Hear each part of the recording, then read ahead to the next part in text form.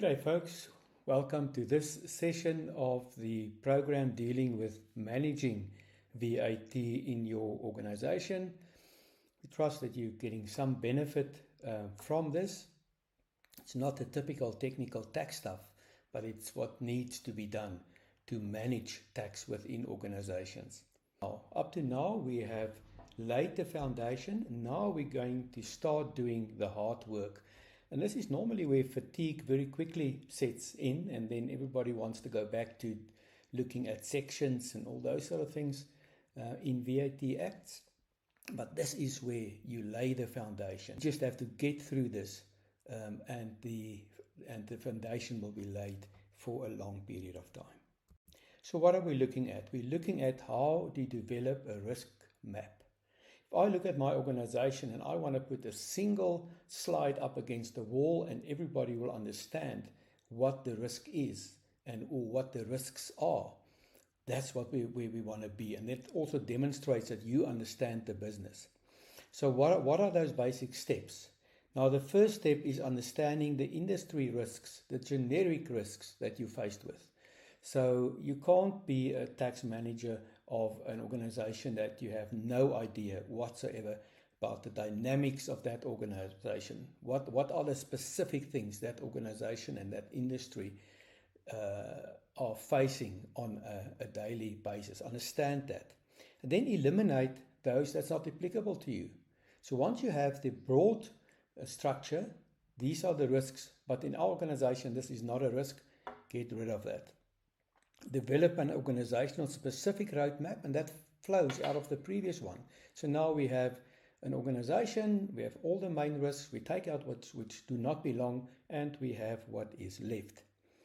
Allocate risk ratings, because some of the risks will have a high impact, and some of them will have a very limited impact. So you can decide how you want to do that, whether a high risk is 10 and a low risk is 1, but you need to do some kind of a weighting, so you can get to measuring that risk.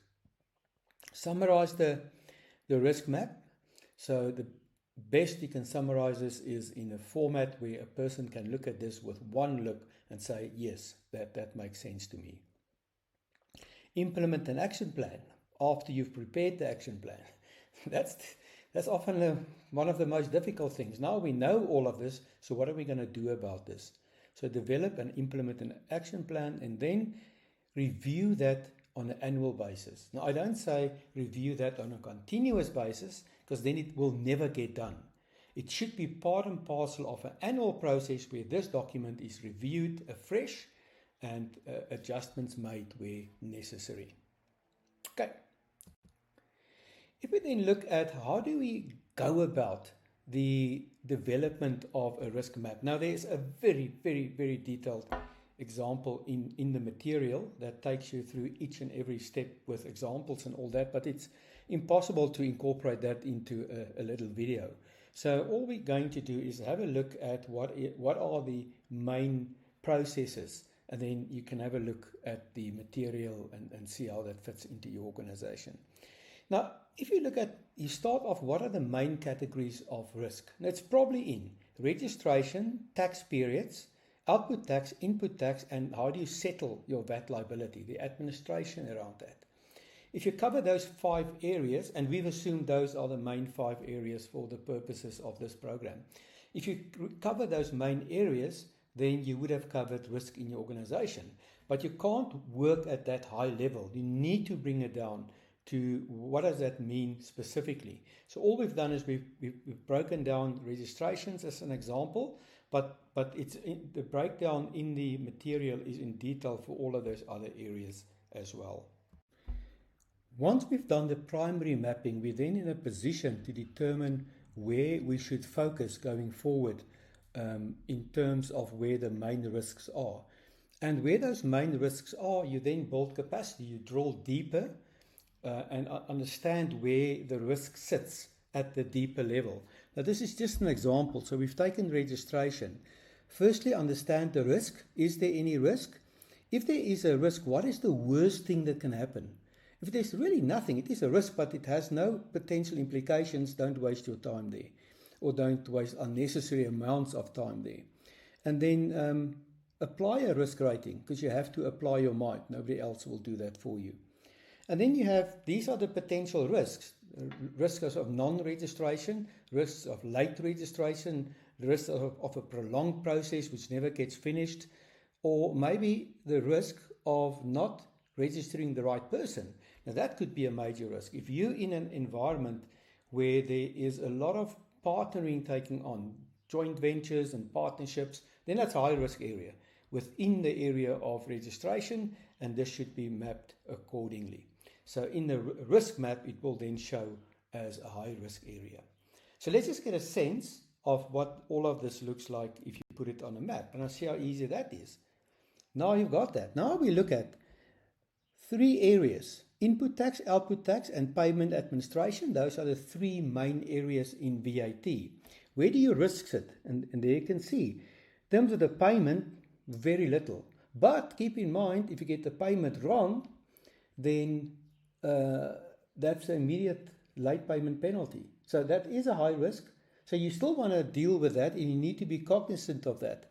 But in terms of the overall risk distribution in the organization, mainly on the output tax side, and probably because this person exports goods, and then secondary the input tax side, and then the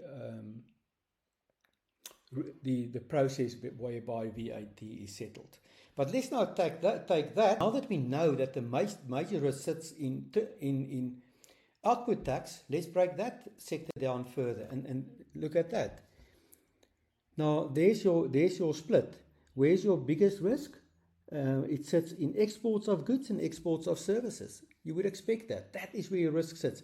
That is where you need to focus your attention. Contribution to tax period and non-standard supplies and deemed supplies, equally split there. Understand what those are, build capacity around that if need be, but if you have got limited resources, you want to go into those 2 areas where the maximum benefit can be obtained. Now, there's a very, very detailed example that builds up into this in your material. Have a look at that.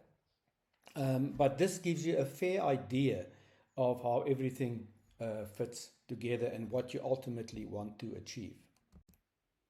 So looking forward, what we have done now, we have now laid the foundation. Now a person looks at that risk map and knows where they should be focusing their attention. What do you do next? Now you build capacity around that. How do you build that capacity? Through strong policy and procedures. So what we will look at in the next 2 sessions is exactly that. What does a policy look like in respect of what do you want the policy? And then in a session thereafter, how do you put a procedure in place to make certain that the policy is adhered to? Okay, hope you're getting excited about this. If you do, I guess that would be the first.